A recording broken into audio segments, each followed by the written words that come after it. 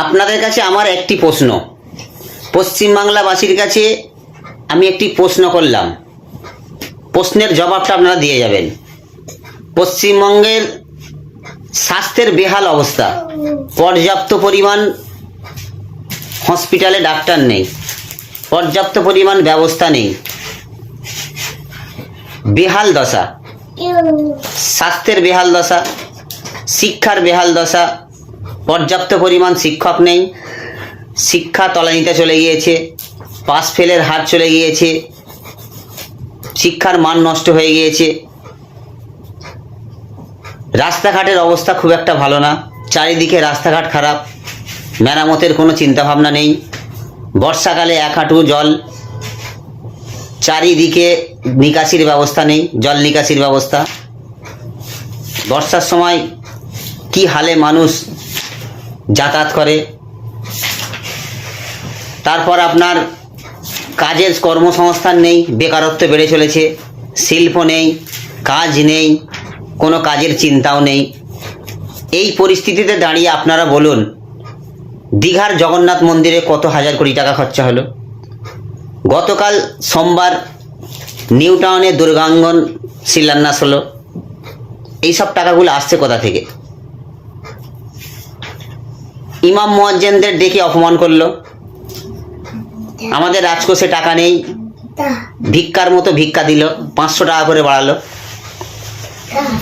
মন্দিরের টাকা কোথা থেকে আসছে? আবার শিলিগুড়িতে কি একটা মন্দির নাকি হবে ঘোষণা দিয়েছে। আপনারাই বিচার করুন, রাজ্যের মুখ্যমন্ত্রীকে আমরা জিতিয়ে মুখ্যমন্ত্রী করেছি মন্দির করার জন্য।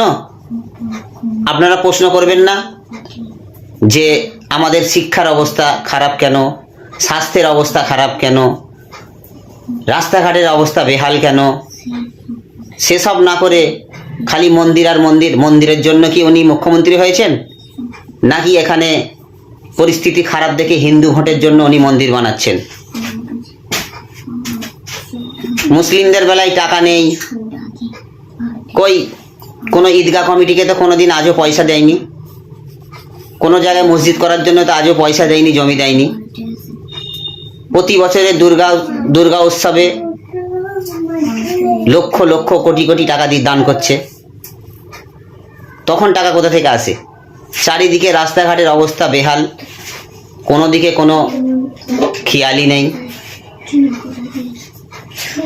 যাক, প্রশ্নটা আপনাদের করলাম, উত্তরটা আপনারাই দেবেন।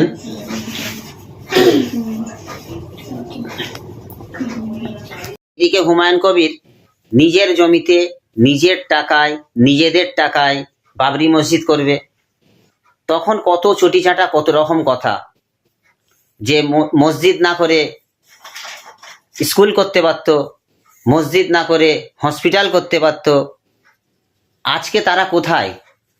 নিউ টাউনে যে দুর্গাঙ্গনের শিলান্যাস হলো, আজকে তারা বলতে পারবে যে হসপিটাল, আমাদের হসপিটাল চাই, মন্দির না হয়ে হসপিটাল চাই, মন্দির না করে আমাদের শিক্ষা চাই, কর্মসংস্থান চাই?